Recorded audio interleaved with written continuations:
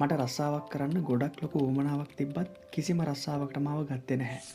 KFC ආයතනයේ රැකියාවකට යන්න හිතාගෙන මං එකේ සම්මුඛ පරීක්ෂණයට ගියා.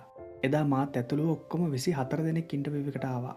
ඔයා දන්නවද? එතන හිටපු අනික් හැම දෙනාම මම නැතුව අනික් 23 දෙනාම මේ රැකියාව සඳහා තෝරගත්තා. මට ආපහු හිස් අතින් ගෙදර එන්න සිද්ධ වුණා. මේ වැඩේ මට සිද්ධ වුණු පළවෙනි වතාව මේක නෙමෙයි. මගේ පෙනුමේ අවුලක්ද? ඇයි මට කවුරුත් කැමති වෙන්නේ නැත්තේ? මේ වගේ අසාර්ථක වීම් වලදී මගේ ඔළුවේ ඉතුරුනේ ඒ ප්‍රශ්නේ විතරයි. මිනිස්සු මට පිස්සු කියලා කිව්වා. මං කරන වැඩ පිස්සු වැඩ කියලා කිව්වා. ඔව් මට සල්ලි තිබුණේ නැහැ. මට තිබුණේ ඉතාම දුෂ්කර ජීවිතයක්. හැබැයි ඔයා දන්නවද? අද මට ලෝක ආර්ථිකය වුණත් හොල්ලන්න පුළුවන්. මේ ජැක්මා කියලා කියන්නේ අද වෙද්දි චීනයේ ඉන්න ඉදිරි පෙළේ ධනවතෙක්. දුගී පැලක ඉඳලා ඔයාට හිතන්නවත් බැරි දුෂ්කරතා විඳලා ලෝකයේම ජයගත් ජැක්මගේ කතාව තරම් ඔයාව වෙනස් කරන්න පුළුවන් කතාවක් ඔයාට ආයේ හම්බ වෙන්නේ නැති වෙයි. මේ තමයි ජැක්මාගේ කතාව. පසුගිය ෆෝබ්ස් සංග්‍රහයට අනුව චීනයේ ධනවත්ම පුද්ගලයන්ගේ ලැයිස්තුවේ 8 වෙනි තැන තියෙන්නේ ජැක්මා කියන නම. ඒ ඩොලර් බිලියන 25කට වඩා වැඩි වත්කමක් සමගින්. කොහොමද කුලී ගෙදරක හිටපු දුප්පත් මිනිස්සෙක් මේ ධනවතුන්ගේ ලැයිස්තුවට එන්නේ? ප්‍රතික්ෂේප වීම වලදී, බලාපොරොත්තු සොන් වෙන අවස්ථාවලදී ජීවිතේ ප්‍රශ්න වලින් පැනලා යන මිනිස්සුන්ට දෙන්න පුළුවන් හොඳම උත්තරය තමයි මේ ජැක්මගේ කතාව. 1964 සැප්තැම්බර් 10 වෙනිදා චීනයේ හැන්ෂෝ කියන ප්‍රදේශයේ තමයි මේ පුංචි පිරිමි දරුවා ඉපදෙන්නේ. එයාගේ නම උනේ මායුන්. ඔව් මුළු ලෝකෙම දන්න ජැක්මා කියන්නේ එයාගේ ඇත්ත නම නෙමෙයි. එයාගේ ඇත්ත නම තමයි මායුන්. එයා ශරීරයෙන් ඉතාම කුඩා කොළු කැටෙක්. කෙසඟයි. ඒ වගේම දුර්වලයි. කිසිම විශේෂ දක්ෂතාවයක් හෝ හැකියාවක් තිබුණ නැහැ. පුංචි දුෂ්කර සහ පටු පාරක තිබුණු දුප්පත් ගෙදරක තමයි ඔහු ජීවත් වුනේ. ජැක්මා ආස කරපු රූපවාහිනියක්වත් මෝටර රථයක්වත් මේ ගෙදර ඔහුට තිබුණේ නැහැ. එයා ළඟ බලන්න අත ගන්න හරි තිබුණ එකම දේ උනේ පුංචි පරණ බයිසිකලයක් විතරයි. හැබැයි අනෙක් අයට වඩා විශේෂ ලක්ෂණයක් ඔහුට තිබුණා. ඒ තමයි කුතුහලය. මොහු හැම වෙලේම ප්‍රශ්න ඇහුවා. එයාට හැම වෙලාවෙම ඕනි උනේ ලෝකය ගැන ගොඩක් දේවල් දැනගන්න.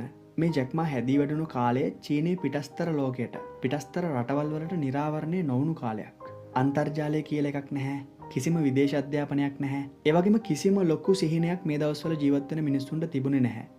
හැබැයි ජැක්ට ඕනි වුණා ලෝකය දකින්න, වෙනත් රටවල මිනිස්සුත් එක්ක සම්බන්ධ වෙන්න. පෙනුමෙනුත් ඒ අය අපිට වඩා වෙනස්, භාෂාවත් වෙනස්. ඉතින් පුංචි ජැක්ටත් ඕනි වුණා කොහොම හරි ඉංග්‍රීසි ඉගෙන ගන්න. ඉතින් එයා මොකද කළේ? මේ අවුරුදු 12ක පුංචි කොල්ලා හැම උදෑසනකම Tamanගේ බයිසිකලේ පැදගෙන යනවා හැන්ෂෝ වල තියෙන එක්තරා හොටෙල් එකක් ඉදිරියට. ඒ මොකද? විදේශ සංචාරකින් ටූරිස්ට්ලා එනවා මේ හොටෙල් එකේ නවාතැන් ගන්න. එයා හැමදාම උදේ 5ට අවදි වෙනවා. පරණ බයිසිකලෙත් පැදගෙන මේ කියන හොටෙල් එක ඉස්සරහට යනවා. එයා ගොඩක් උනන්දුවෙන් විදේශිකයන් එක්ක කතා කරා. එයාලට නගරේ ලස්සන තැන් බලන්න යන්න මෙයා උදව් කරා. ඔයා දන්නවද මෙයා මේ වැඩේට විදේශිකයන්ගෙන් 7-5ක්වත් අය කරේ නැහැ. මෙයාට ලබා ගන්න ඕනි වුණු එකම දේ තමයි ඉංග්‍රීසි දැනුම. අවුරුදු 9ක් පුරාවට හැම දවසකම හැම උදෑසනකම එයා මේ වැඩේ කරා. කිසිම මුදලක් අතට නොලැබුණත් එයා මහන්සියෙන් මේ වැඩේ කරා. ඇයි ඒ මොකටද? ජැක්මට එක රැයකින් සාර්ථක වෙන්න ඕනි වුණේ නැහැ. එයා අවුරුදු ගාණක් ඒකට අවශ්‍ය බීජ පැල කරා. ජැක්මා එයාගේ ඉස්කෝලේදීත් සාර්ථක ශිෂ්‍යෙක් වුණේ නැහැ. එයාගේ විභාගය ෆේල් වුණා. එක පාරක්ද දෙපාරක්ද නෑ ගොඩක් පාරක් එයා ෆේල් වුණා. මිඩල් ස්කූල්, හයි ස්කූල්, කොලෙජ් එන්ට්‍රන්ස් මේ හැම විභාගයකින්ම එයා ෆේල් වුණා. එක පාරක් දෙපාරක් නෙමෙයි, සමහර ඒවා 3 පාරක්ම ෆේල් වුණා. මේ දවස්වල චීනයේ තිබුණු සමාජය සහ ක්‍රමය අනුව මේ විභාග තමයි ඔයාගේ අනාගතය තීරණය කරන විභාග උනේ. මේවා ෆේල් වුණොත් සමාජයේ හිතුවේ ඔයා කිසිම වැඩකට නැති කෙනෙක් කියලා. ඉතින් ඔයාට හිතාගන්න පුළුවන් නේද ජැක්මට කොච්චර ප්‍රෙෂර් එකක් මේ වෙද්දි තියෙන්නේ නැද්ද කියලා. හැබැයි කිසිම ෆේල් වීමකදී එයා මිනිස්සුන්ට ඇහුම්කන් දුන්නේ නැහැ. ඒ හැම වෙලාවකදීම එයා කිව්වේ මම ආපහු උත්සාහ කරනවා. කොහොම හරි ජැක්මට මහන්සි වෙලා ගොඩක් ලොකු ප්‍රතිඵල අරන් නෙමෙයි ඒ 3 වෙනි පාර. මෙයාට ගුරු පාසලකට යන්න පුළුවන් වෙනවා. එයා එතෙන්දි තෝරගන්නෙත් ඉගෙන ගන්නෙත් මොනවාද? ඒ තමයි ඉංග්‍රීසි. ජැක්මා ඉංග්‍රීසි වලට උපාධියක් හිමි කෙනෙක් බවට මෙතනදිපත් වෙනවා. උපාධිධාරියෙක් විදිහට ආපහු මෙයා සමාජයට එද්දි හැමදේම හොඳින් වුණාද? නෑ. එයා විවිධ රැකියා 30කට විතර ඉල්ලුම් කරා. ඒ හැම එකකින්ම කිව්වේ අපිට ඔයාව එපා කියලා. එයා පොලිස් නිලධාරියෙක් වෙන්නත් ඉල්ලුම් කරා. ඒකෙදිත් එයාව ප්‍රතික්ෂේප කරා එයාගේ පෙනුම සහ ශරීරය නිසා. මේ කාලෙදි මෙයා KFC එකේ රැකියාවකට ඉල්ලුම් කරා. එදා ඉන්ටර්විව් එකට ආපු අයගෙන් 24න් 23කටම ජොබ් එක ලැබුණා. මෙයාව ප්‍රතික්ෂේප කරා. ඉතා අඩු මට්ටමේ හොටෙල් රස්සාවකටවත් එයාව ගත්තේ නැහැ. කිව්වේ ඔයාගේ පෙනුම මදි, ඔයාගේ කතාව වැඩි, අවශ්‍ය ස්කිල්ස් ඔයාට නැහැ. මේ වගේ දේවල්. මේ වගේ වෙලාවක නම් ඔයාට මොනව හිතෙයිද? ඔයා හිතයි සාර්ථකත්වය කියලා කියන්නේ මට උරුම දෙයක් නෙමෙයි, මට ඒකට යන්න බැරි වෙයි. හැබැයි ජැක්මා හිතුවේ නෑ කවුරුත් මට ජොබ් එකක් දෙන්නේ නැත්තම් මම මගේම පාර හොයා ගන්නවා. මෙයත් එක්ක මෙයාගේ මග පෙන්වීම වැඩ කරද්දි හම්බ වුණු ඇමරිකානු පවුලක් ඉතාම සුහද වෙලා තිබුණා. ඔවුන් මෙයාට ගොඩක් කැමති වුණා. එයාලම තමයි මායුන් කියන නම කියන්න අමාරුයි කියලා අපිවට ජැක් කියලා කතා කරන්නම් කියලා. ජැක් මා කියන නම දාලා තිබුණේ. ඔවුන් එක්ක නිතරම ලියුම් වලින් ජැක්ම කතා බහ කරා. එයාලත් එක්ක කතා කරලා එළිය ලෝකේ වෙනත් රටවල් ගොඩක් වෙනස් කියලා එයා දැනගෙන හිටියා. සංචාරයක් කරලා යන්න ඇමරිකාවට එන්න කියලත් ඔවුන් ජැක්මට ආරාධනා කරලා තිබුණා. ජැක්ම ලොකුවට හීන දකින්න පටන් ගත්තා. මෙයා හාවර්ඩ් යුනිවර්සිටි එකට 10 වතාවක් ඇප්ලයි කරා. ඒ හැම පාරකදීම 10 වෙනි පාරටත් එයාව ප්‍රතික්ෂේප කරා.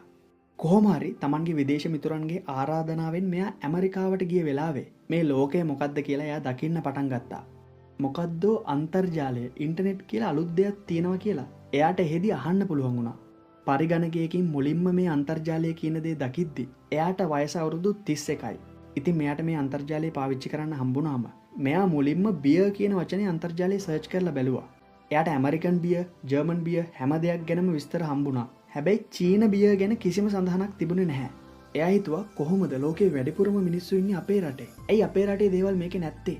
මෙයා ඊළඟට චයිනා කියලාම සර්ච් කරලා බැලුවා. කිසිම තොරතුරක් එයාට හම්බුනේ නැහැ. එදා රාත්‍රිය ජැක්මට එළි වෙනකල් නිින්ද ගියේ නැහැ. අහසේ තියෙන තරු දිහා බලාගෙන එයා කල්පනා කරා ඇයි මගේ චීනේ ඉන්ටර්නෙට් එකේ නැත්තේ? එතකොට එයාට කල්පනා වෙනවා තාම කිසි කෙනෙක් අන්තර්ජාලයට මොනවත් දාලා නැතුව ඇති. සමහර විට එහෙම දාන පළවෙනි කෙනා මං වෙන්න පුළුවන්. ඊළඟ දවසේ ජැක්ම ආපහු චීනයට යන්නේ එකම එක දෙයක් ඔළුවේ තියාගෙන. ඒ තමයි කොහොම හරි මං චීනයේ ව්‍යාපාර ඔන්ලයින් වලට හඳුන්වා දෙන අන්තර්ජාලයට දාන ආයතනයක් හදන්න ඕනි. ඒක සරල අදහසක්. චීන ව්‍යාපාර වලටත් පුළුවන් වෙබ්සයිට් එකක් හදලා යාලා ගැන ලෝකෙට කියන්න. හැබැයි අද ඔයාට ඒක තේරුණාට ජැක්මට ලොකු ප්‍රශ්නයක් තිබ්බා. ඒ තමයි කිසිම කෙනෙක් අන්තර්ජාලය කියන දේ ගැනවත් දන්නේ නැහැ. වචනෙවත් අහලා තිබුණ නැහැ. මිනිස්සුන්ට ඔහු මේක කිව්වම ඔවුන් කිසිම දෙයක් විශ්වාස කරේ නැහැ. මිනිස්සු හිතුවේ ඔහු විහිළු කරනවා කියලා. ජැක්මට පිස්සු කියලා. එයාලා පරිගණකයක් අල්ලලවත් තිබුණ නැහැ. ජැක්ම ව්‍යාපාර කරන අයට මේ අදහස කියද්දි එයාලා ඔහුට hina වුණා. කවුරු මොනවා කිව්වත් ජැක්ම නතර වුණේ නැහැ.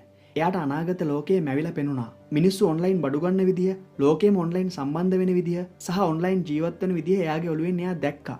එයා විවිධ චීන දේවල් අන්තර්ජාලයට තනියම දාන්න උත්සාහ කරා. හැබැයි කිසිම දෙයක් හරි ගියේ නැහැ. එයා ඒ වැරදුණු කිසිම වෙලාවක මිනිස්සුන්ටවත් ලෝකයටවත් බැන්නේ නැහැ. Taman ගැන ලොකු විශ්වාසයක් ඔහුට තිබුණා. මේ 1995 අවුරුද්ද.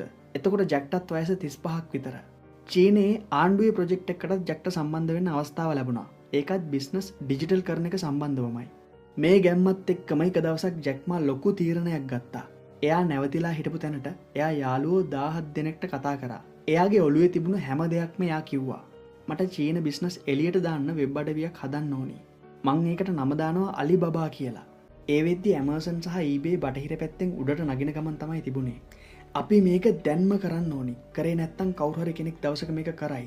ඔහු අවස්ථාව දැක්කා. ටීම් එකේ සහයත් ඇතුව ඔහු ආයතනයක් ගොඩනැගුවා. ඔයා දන්නවද මේ කිව්ව මුල්ම සාකච්ඡාව යද්දි මේගොල්ලොන්ට ඉඳගන්න පුටුවක්වත් තිබුණ නැහැ. හැමෝම බිම තමයි ඉඳගෙන හිටියේ. කිසිම ආයෝජකයෙක් ඔවුන්ට නැහැ. ලෝන් එකක් ගන්න බැංකු ගණනාවකට ඔවුන් ගියා. කිසිම දෙයක් සාර්ථකුනේ නැහැ. හිත ඇතුලේ ගිනි ගන්න අදහසක් විතරයි ඔවුන්ට තිබුණේ. ඔයාට ජීවිත කාලෙම මතක තියාගන්න පුළුවන් ඔයාව මුළුමනින්ම වෙනස් කරන්න පුළුවන් ලස්සන වචන ටිකක් ජැක්මා එක වෙලාවක කියනවා. අද දුෂ්කර වනු ඇත. හෙට එය වඩාත් නරක අතර පත්විය හැක. නමුත් නුදුරේ දිනක නැවත හිරු පායනු ඇත. ඒ නිසා කිසි දිනක බලාපොරොත්තු අත්හැර දමන්න එපා. මෙහෙම කියන්නේ වර්තමානයේ ලෝකයේම ආර්ථිකයට බලපෑම් එල්ල කරන සහ චීනයේ ඉන්ටර්නෙට් කර්මාන්තයේ ඉහළින්ම සිටින පුද්ගලයා. ඒ වගේම ජැක්මා කියලා කියන්නේ චීනයේ ඉන්න මුල් ධනපතියන් සහ ව්‍යාපාරිකයන් අතර සිටින පුද්ගලයෙක්. ආරම්භ වෙන්නේ ජැක් ජීවත් වූ කුඩා කුලී නිවසෙන්. නමුත් එක දිගට මහන්සි වෙලා වැඩ කරන එකේ ප්‍රතිඵලයක් විදිහට 1999 වර්ෂයේ වෙද්දී Tamanගේ පුංචි ආයතනයේ සාර්ථකත්වය දැකලා ආයෝජකයෙක් ඇමරිකානු ඩොලර් මිලියන 20ක ආයෝජනයක් අලිබබා සමාගමට කරනවා. ඒත් එක්කම දිගින් දිගටම අලිබබා ආයතනයට ආයෝජන ගලාගෙන එන්න පටන් ගත්තා. අලිබබා කියලා කියන්නේ අදටත් ලෝකයේ අංක 1 ව්‍යාපාරික ආයතනයක්. ඒකේ හිමිකරු ජැක්මා කියලා කියන්නේ අරමුණු බලාපොරොත්තු සිහින අත්හරින්න නැතුව Taman ගැන විතරක්ම විශ්වාස කරගෙන ජීවිතේ ඉහළටම පානකපු මිනිස්සෙක්. බිලියන පතියෙක් වුණු ජැක්මා අතුරුදාන් වෙලා තියෙන බවට පසුගිය දවස්වල වාර්තා පළ වුණා. ඔහුට දැන් අයිති පුවත්පත් සමාගම් වලින් ඔහු රටේ කෘෂි කර්මාන්තය සම්බන්ධ විවිධ ආందోලනාත්මක ප්‍රකාශ සිද්ධ කරලා තිබ්බා. ඒවත් එක්ක ආණ්ඩුවට සිදු කරපු විවේචන හේතුවෙන් ඔහු දැන් කාලයක් නිහඬව ඉන්නවා කියලා තමයි සමහර වාර්තා පළ වෙන්නේ. කිසිම මාධ්‍ය හමුවකටවත් ඔහු පසුගිය කාලයේදී සම්බන්ධුනේ නැහැ. ඔහු මොනවද අද නිහඬව කරන්නේ? ඒ ගැන කවුරුත් තාම දන්නේ නැහැ.